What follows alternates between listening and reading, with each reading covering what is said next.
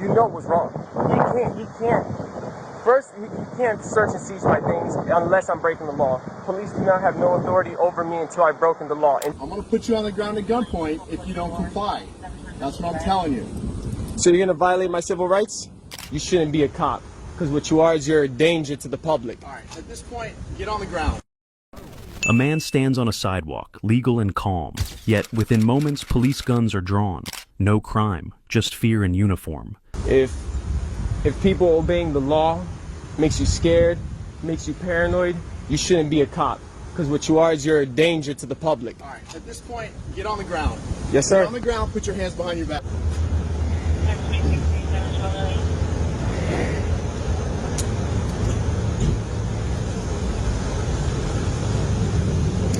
He's proned out, the pistol's on his right hip. Jeff Mayer wasn't shouting. He wasn't armed unlawfully. His only weapon? The Constitution. So, when he pointed that at me, I saw my whole entire life flash before my eyes. Of course. This is all part of that First Amendment audit. Oh, he got what he wanted then. Well, I just realized I've had other cops stop me with the vest, and Yeah. they kind of act the same way. Well, Mr. Diaz, you got what you wanted. You have the attention of law enforcement. Well, I wouldn't have had the attention if you didn't. You wouldn't have had the attention, sir, if you weren't walking around with a ballistic vest on. It's not illegal. But a reasonable person in their right mind does not walk around with a U.S. Army surplus ballistic vest. If he isn't breaking the law, why the felony takedown? Since when did legality need permission slips? So when you do that, you're gonna get the attention of law enforcement every single time. The fact that it's not illegal, that Okay. doesn't mean you can detain me. That It does. Mean that you can search Yes, sir. And seize my personal property. It does mean I can detain you. No, it doesn't. Okay. It's qualified immunity for this. Trust me, I know what I'm doing. Trust me, I know what I'm doing. A vest, a holster, a badge, legal. Yet police twisted them into intent to provoke. Okay, so you're home with your partner. You have kids or wife or girlfriend or anything? Just a dog. Okay. So you're there with your dog or whatever, and somebody's walking around with a vest like that, whether or not you had the badge on or whatever, a concealed weapon, handcuff case. Wouldn't you be alarmed, like, hey, what's going on in my neighborhood? Not at all. You wouldn't? So then you're not a very alert person then, I No, guess. I'm alert. I'll notice that the person is there and they have it, but I Right. also know that they're allowed to do it. Right. So as long as that person isn't messing with no one else or messing with me, I really care less what they're doing. Okay, so you don't care then. Okay. One officer admitted Mayer made him nervous, but fear isn't probable cause. Some people don't care, I guess. It's rights that we have. We're not saying it's not your right to have that. No, but there's a difference. But listen, there's a difference between you have a right to do something. You have a right to wear that vest. You can wear a helmet, a vest. You can wear head to toe, whatever. Right? You have a right to do that. But we have a job to see what you're doing when you're wearing that in a manner that is confusing to the public or scary to the public. I understand that, but all of you guys... All you would have to do is just stop and go, hey, this is my deal, this is what I'm wearing. Here's the thing. If you review his camp, I was not confrontational. Okay. He came up. But it didn't sound like you listened right away because everybody's telling us on the radio we're hauling butt with lights and sirens because of what happened. I'll explain it to you because obviously what he said was not what happened. Okay. He didn't break any laws, they concede. Yet backup cuffs and reports followed. Law they broke. Fourth Amendment protects against unreasonable searches and seizures. 42 U.S.C. Section 1983, Civil Remedy for Constitutional Violations. Florida statutes, legal firearm carry and body armor use absent a crime. I noticed him since over there. Okay. I wanted him to know I don't got nothing to hide. Okay. You know what I'm saying? So I continued having my conversation because, you know, I know he's here for us, so why should I worry about a cop being on the corner? Okay. And we talked for a little bit, me and him, about some video games, and then I was like, okay, well, you know, we're done talking, I'm going to get back to work, and I'll let you do your thing. I started walking back to the car, and the guy was talking to me about the First Amendment audits that I've done. Okay. And I started explaining to him about the First Amendment audits. That's when this officer here pulled up, got out the car, made contact with me. Hey, why are you wearing a vest? So I looked at him, and I was like, it's not illegal to wear a vest. Right. What should have concluded in mere seconds morphed into an extensive intelligence file.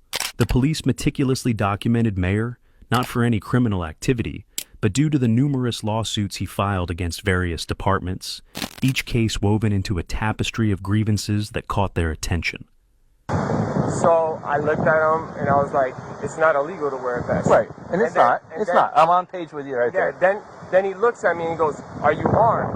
And I said, yes, I am Okay. armed. It's on my right hip. And you're allowed to do that too. And that's instantly when he went for the gun. He was holding his gun, clutching it, and he goes, "Oh, this is gonna go one or two ways." Which everything that he did, was wrong. He can't.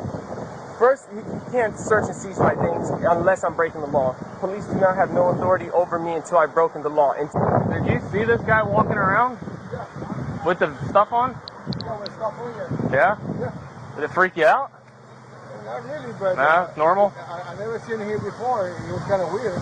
Yeah. He stopped walking around like that, and then he came back. Court papers from a past civil rights victory were discovered and immediately cast in a negative light. Instead of respecting his proven fight for justice, officers framed it as a warning sign. To them, it wasn't proof of lawful resistance. It was a label of defiance. What should have represented justice instead became the excuse for retaliation. Who is it? Hey, Neville, it's Jeff Mayer. How are you? Good. So, I can hear you. Yes, sir. I'm in my car on my cell phone, and I've got a couple of bars. Sure. Yeah. Yes, sir. What's your number? Okay.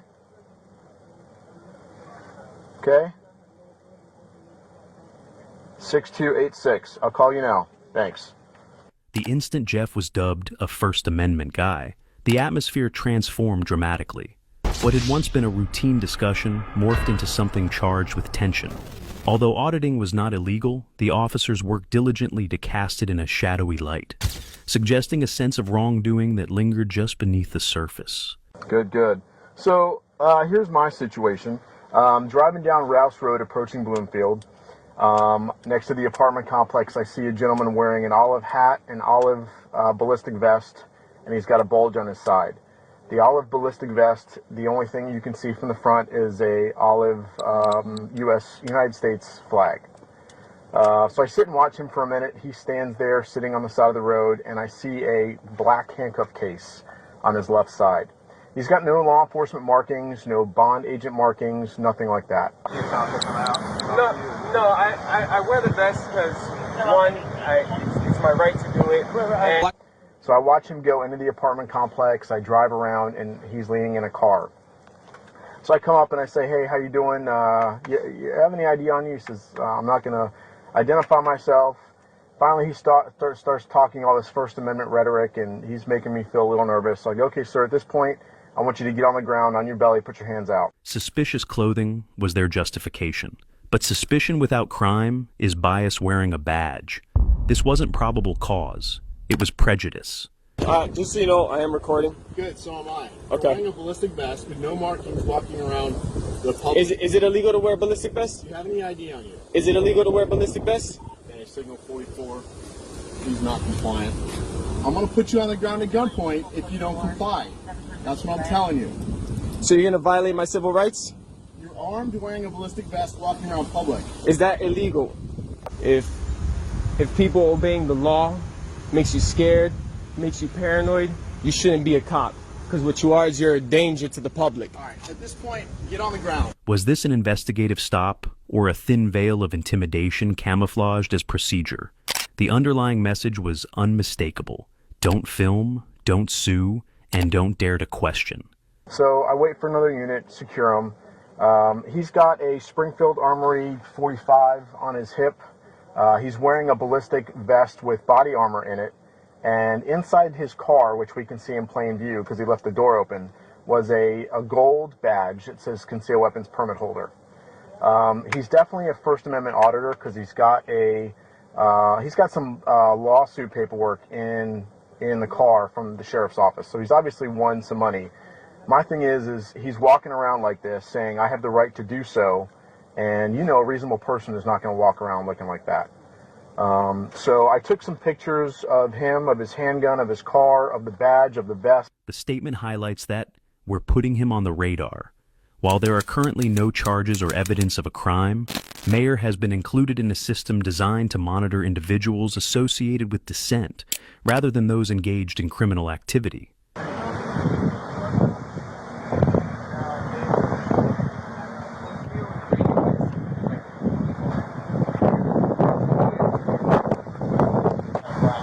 Hey, call my lawyer on that card.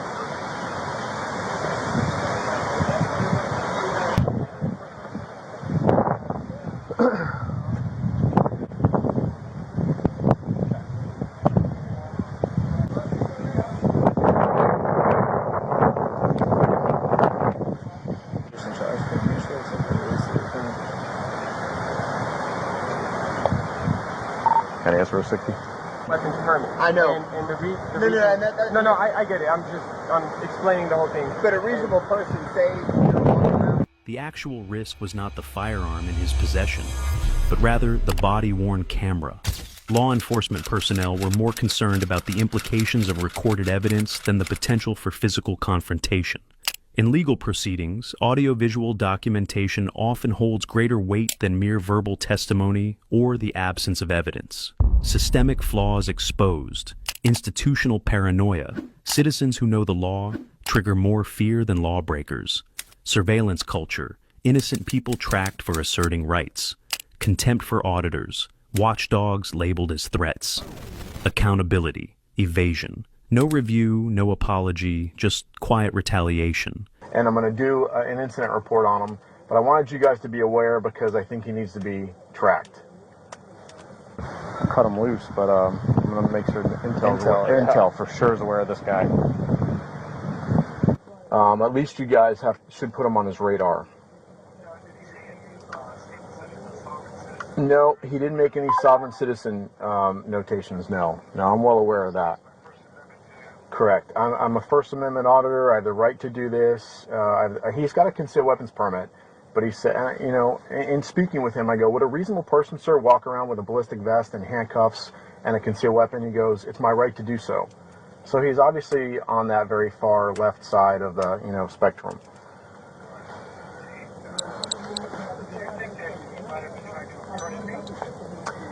I don't think so. I don't think so.